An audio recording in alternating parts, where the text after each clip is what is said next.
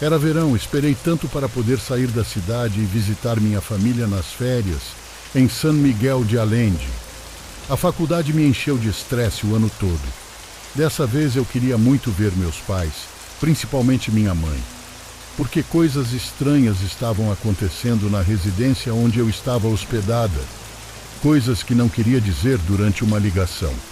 Um exemplo dessas coisas estranhas foi quando eu estava no ônibus para minha cidade natal.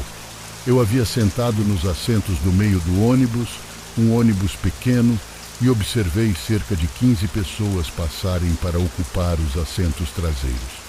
Mas nunca os vi descer e só havia uma saída, a da frente. O fato é que quando desci e olhei para trás não havia ninguém, nem uma alma. Não adormeci um segundo, apenas foquei no celular e foi impossível não notar 15 pessoas descendo do ônibus, principalmente 15 que estavam atrás de mim. O engraçado é que não senti medo quando percebi o que estava acontecendo. Não me senti ameaçada, o que estava em perigo. Foi tão estranho que quase pude sentir que estava segura com aquelas pessoas, embora não pudesse vê-las. Algo me disse que elas ainda estavam lá comigo. Ao descer do ônibus, perguntei ao ajudante do motorista o que havia acontecido com as pessoas que embarcaram depois de mim. E foi então que ele me disse que o último passageiro a embarcar fui eu. Juro que senti uma ponta de medo nesse momento. Não dei muita importância e fui para casa, minha casa. Lembro-me da felicidade da minha mãe ao me ver chegar, depois de passar quase um ano inteiro na cidade, sem vê-los. Meu pai estava trabalhando, então tive que esperar até a tarde para vê-lo. Pouco depois de abraçar minha mãe, chegou minha irmã mais velha, que já era professora primária na escola da cidade. Ela havia estudado na mesma universidade que eu, mas não queria aceitar ofertas lá. Ela queria ficar na cidade e ensinar as crianças de lá. Depois de subir e guardar minhas coisas no quarto, resolvi olhar pela janela a casa do outro lado da rua. Eu conhecia perfeitamente todas as pessoas da vizinhança, mas não conhecia aquelas. Aparentemente se mudaram depois que eu saí. Todas eram mulheres. A que podava o jardim, a que regava as flores, a que limpava a casa, todas tinham as mesmas roupas. Era muito parecido com o das freiras, mas elas não tinham nada na cabeça. No jantar, já com o pai e todos juntos, perguntei quem eram aquelas mulheres e foi aí que me disseram que poucos sabiam delas. Pelas roupas, acreditava-se que poderiam ser da igreja ou de algum convento, mas eu já tinha visto muitas freiras e não pareciam ser. No final, nem dei muita importância. Elas eram apenas novas vizinhas e minha mãe me disse que elas eram muito legais. Quando fomos dormir, fiquei no quarto da minha irmã mais velha. Eu não queria mencionar nada para minha mãe.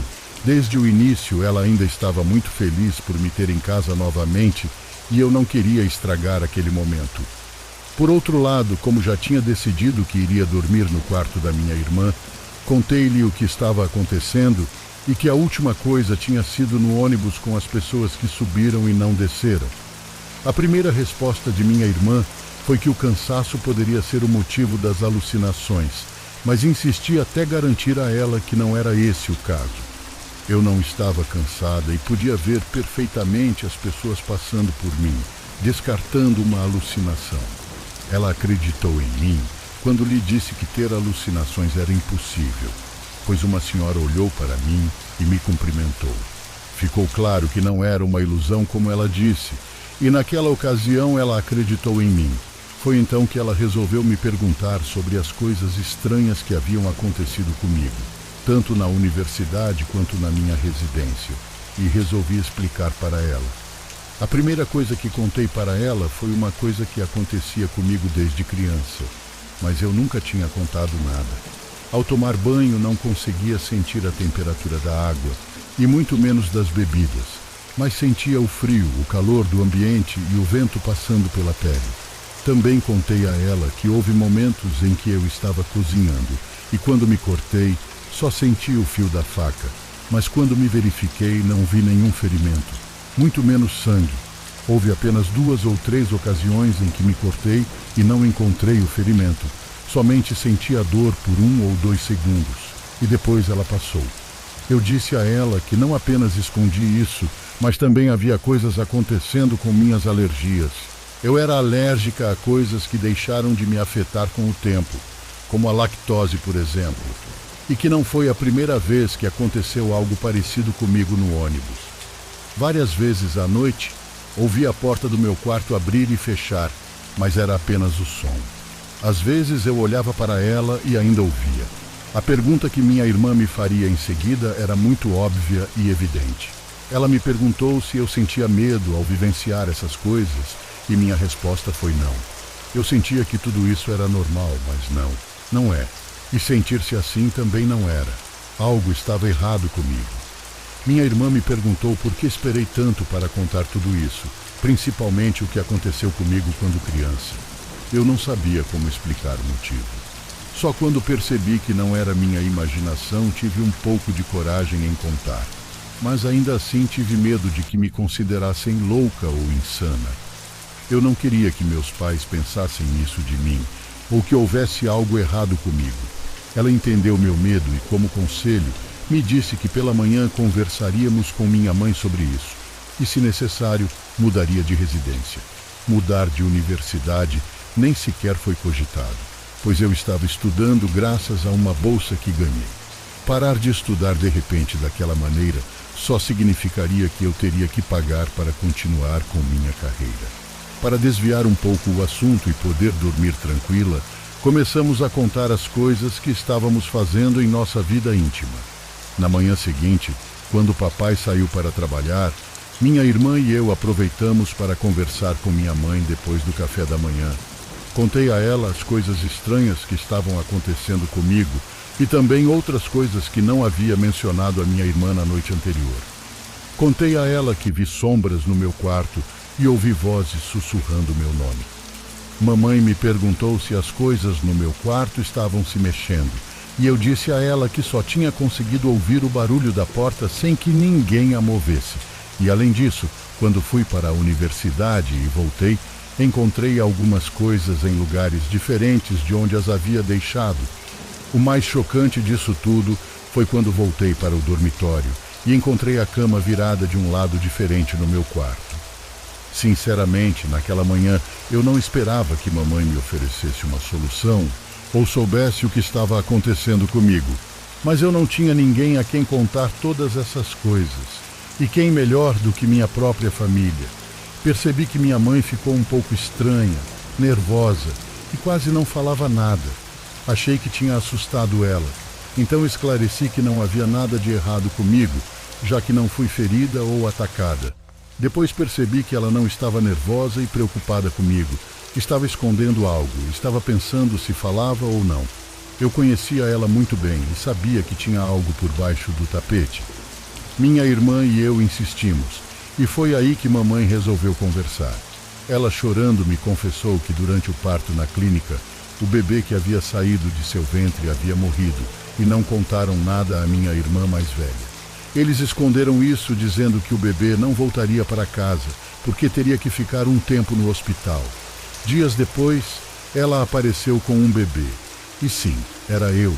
Naquela manhã descobri que na verdade sou adotada, e não filha biológica dos meus pais como sempre acreditei. Lembro-me de chorar abraçando minha irmã, que estava furiosa com minha mãe, e ela me dizia repetidas vezes que isso não mudava nada entre nós duas. Ela estava certa. Nada mudou entre nós, mas o resto mudou tudo. Queria uma explicação sobre o que estava acontecendo comigo, quem eu realmente era, quem eram meus pais biológicos e por que me entregaram para adoção quando eu era praticamente recém-nascida. Quando minha mãe decidiu nos contar, ela confessou que minha mãe biológica havia morrido no parto e que meu pai cumpria pena de prisão perpétua por cometer diversas infrações sociais, sendo membro de uma seita satânica. Me colocaram num orfanato, pois os irmãos dos meus pais não me quiseram. E pela magia do destino, meus pais visitaram aquele orfanato, e foi assim que me adotaram, desde que eu tinha poucos dias de vida. Perguntei à minha mãe se minha mãe verdadeira também pertencia àquela seita, e a resposta dela foi sim. Ela era praticamente uma bruxa, e fazia coisas horrendas como ela descreveu. Outros membros da seita nunca foram conhecidos, pois as informações coletadas vieram do depoimento de meu pai quando estava preso. Fiquei ressentida com ela o dia todo, tentando assimilar que meus pais, aqueles com quem cresci, não eram meus verdadeiros pais. E aqueles que foram, não foram bons. O mais provável é que eu estivesse naquela seita agora. Com a ajuda da minha irmã mais velha, encontramos o local onde meu pai biológico estava detido, não muito longe da cidade. Quando papai voltou do trabalho, conversamos sobre isso, e eu disse a eles que queria encontrá-lo. Eles não iam me deixar ir sozinha, mas chateada com eles, só concordei em deixar minha irmã me acompanhar. E assim foi. Depois de passar cerca de 2 horas na estrada, chegamos ao local. Tivemos que insistir para que nos permitissem ver, pois tínhamos que agendar uma visita online, mas como não havia nada na agenda, e depois de falar com o diretor, conseguimos entrar. Quando chegamos à cela dele, ele me chamou pelo nome. Ele sorriu e se aproximou imediatamente, embora não conseguisse se aproximar por causa das grades da cela. E foi quando o policial me perguntou se eu ainda queria ficar com ele naquele lugar, e eu disse que sim. Cheguei a pedir ao policial e à minha irmã um pouco de privacidade. O policial disse que estaria atento caso algo acontecesse. Meu pai biológico era bem velho, mais velho do que aquele com quem cresci. Sua barba era longa e branca e sua pele enrugada. Ele não era completamente velho, mas sua idade já pesava sobre ele. Além disso, naquele momento ele emanava uma energia horrenda. No mesmo momento tive noção de que aquele homem havia feito coisas horríveis, coisas além da minha imaginação. Perguntei-lhe como ele sabia que era eu. E ele me disse que sentia muito, e que era óbvio que eu era filha dele. Ele também disse que sabia por que eu estava ali e que estava passando por coisas que aparentemente não eram normais e não aconteciam com outras pessoas. Ele me perguntou se outras pessoas haviam tentado entrar em contato comigo, e eu disse que não. Na verdade, eu nem entendi naquele momento a pergunta. Ele disse que eu era uma mulher muito especial para a seita a qual ele pertencia e que estavam me procurando. Eu não estava interessada em nada sobre o culto, magia ou com o que eles mexiam. Perguntei a ele como poderia fazer com que tudo parasse. Como fazia para parar de ver e ouvir aquelas coisas? Ele me disse que isso nunca iria acontecer, porque eu era uma deles desde o nascimento, alguém importante para a organização, e que graças à saída inesperada da minha mãe, eu estaria protegida por toda a vida. Foi então que comecei a gritar com ele, dizendo que o que ele dizia não passava de lixo e mentiras, que eu não pertencia a nenhuma seita e que ele nem deveria ousar me chamar de filha. Que eu estava ali somente porque não aguentava mais ser atormentada por aquelas coisas. Chamei o guarda para abrir a cela e saí do local com minha irmã. Eu contei a ela o que ele havia me contado. Ela me disse que tudo iria melhorar se eu esquecesse minhas verdadeiras origens e quem eram meus pais biológicos. Quando cheguei em casa, pedi desculpas a quem me criou. Eu disse a eles o quanto os amava e que nada nem ninguém poderia mudar isso. Naquela noite dormi no meu quarto e não com minha irmã. Por alguma estranha razão, algo chamou minha atenção nos vizinhos do outro lado da rua. As mulheres que se vestiam de maneira muito parecida com as freiras. Naquela noite, olhei pela janela. Todas as luzes da casa estavam acesas, mesmo as que davam para o jardim. Foi quando quase 1 hora depois uma van preta chegou e parou bem na frente daquela casa. 3 homens usando balaclavas saíram, aparentemente carregando ferramentas para caça. Eles correram até a porta da casa e forçaram a entrada. Foi realmente chocante. Eu sabia que algo iria ser feito com aquelas mulheres. Então acordei meus pais gritando e contei o que tinha visto. Descemos até a sala e olhamos pela janela para confirmar que a van ainda estava lá e que a porta da casa permanecia aberta. Todos os celulares foram deixados no andar de cima e o telefone da casa não tinha sinal quando o peguei para chamar a polícia. Eu disse aos meus pais que iria ligar do meu o mais rápido possível. Minha irmã mais velha não tinha acordado, então subi gritando e correndo. Segundos depois eu estava ligando para o 911, mas algo me impediu. De repente um brilho começou a emanar da rua. Quando olhei pela janela, vi que a van em que aquelas pessoas tinham vindo estava em chamas. O fogo era imenso, quase chegava aos fios de energia. Foi impressionante, já que não se via ninguém ao seu redor. Com o telefone na mão, olhei pela janela até ver um dos homens sair correndo de casa com as mãos e as roupas cheias de um líquido. Foi assustador. Quando me virei, minha irmã estava na porta. Ela me perguntou o que estava acontecendo e, descendo as escadas correndo, contei que alguém havia entrado na casa da frente, mas não sabia o que estava acontecendo lá dentro. Quando chegamos à sala, a porta da nossa casa estava aberta e não podíamos ver nossos pais em lugar nenhum. Gritamos e procuramos por eles por toda a casa, até que ficou claro que eles não estavam lá. Peguei meu celular e liguei para a emergência. Disseram que iriam mandar vários carros patrulha para a casa do outro lado da rua e para a nossa.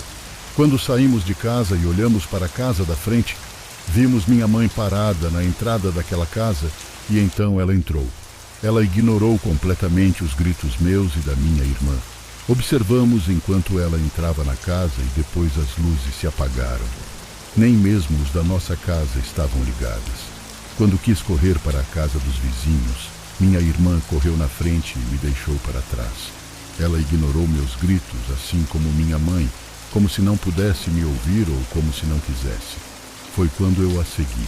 Embora não tenha corrido, passei lentamente pela van em chamas, com medo de que explodisse a qualquer momento. Cheguei na porta da casa e a única luz era da lua.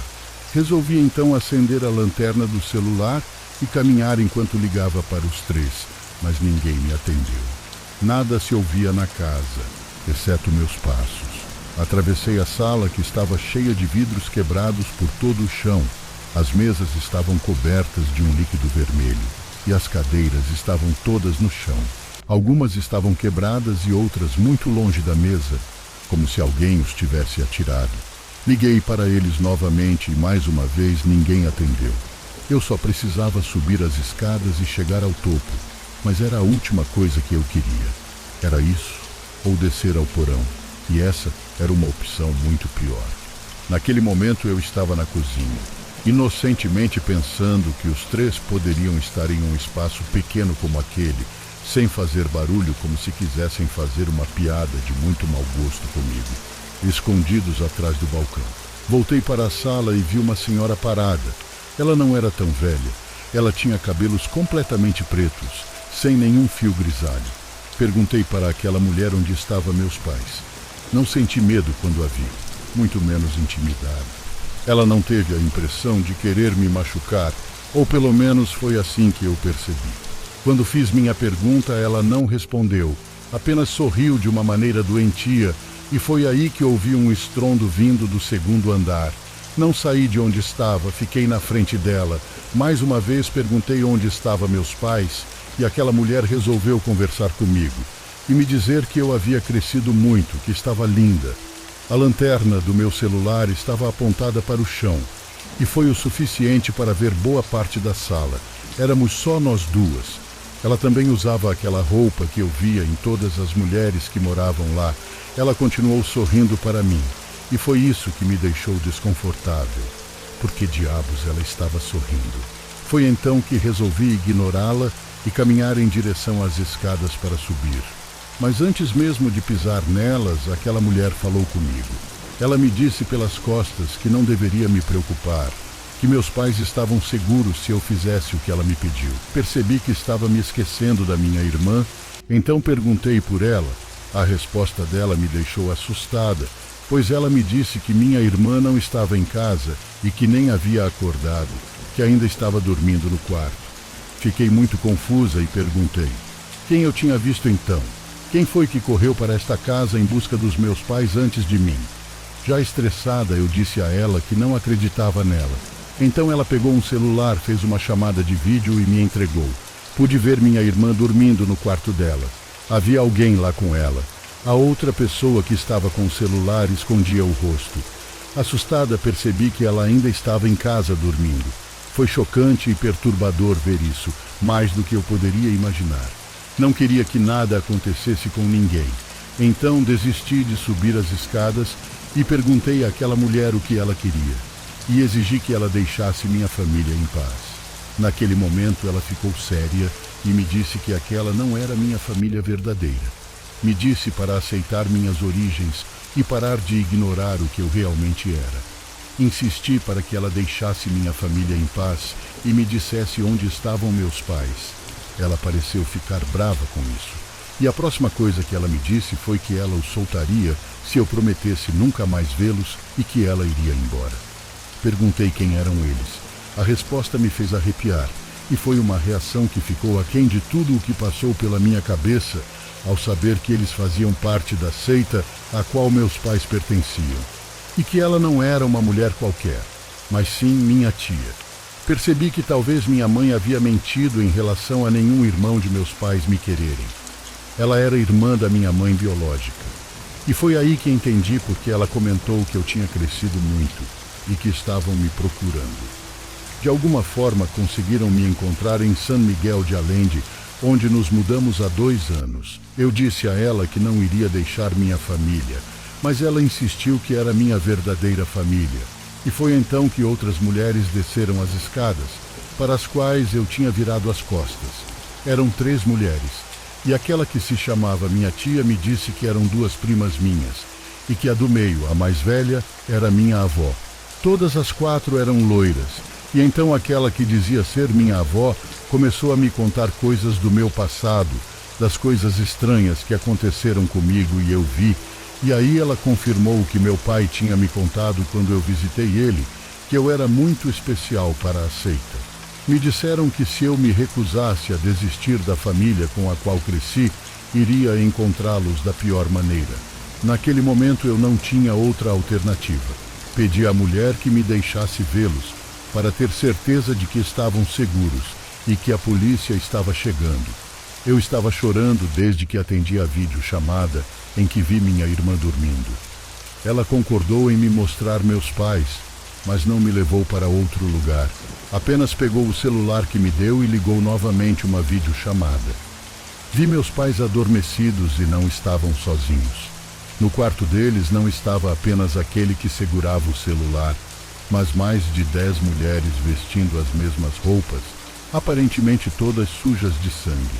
Sem mais delongas e prestes a desmaiar devido a uma crise de ansiedade que me consumia, disse-lhes que aceitaria as suas condições, mas que nunca mais mexeriam com eles e que não seriam prejudicados. Minha suposta avó colocou as 2 mãos em meus ombros, me dizendo que eu estava fazendo a coisa certa e que era o melhor a se fazer. Ela pegou um copo da mesa ao lado e me deu. Dentro havia um líquido escuro que parecia emitir uma luz verde por alguns momentos. Segundos depois, desmaiei. Algum tempo depois, acordei naquela mesma casa, mas no quarto de cima, e a primeira coisa que percebi foi que os policiais nunca vieram. Olhei pela janela e vi meu pai tirando o lixo na manhã seguinte. Foi perfeitamente normal. Vi minha irmã sair para regar as plantas do jardim e minha mãe olhando para ela da janela da sala. Resolvi descer correndo e sair para vê-los, mas quando estava no pátio eles interagiam assustados, como se eu fosse uma estranha. Eles viraram o olhar e me ignoraram completamente. Hoje faz 5 anos que isso aconteceu, e choro enquanto relato isso de saudades de meus pais. Também aprendi tudo sobre o culto que irei deixar em completo anonimato.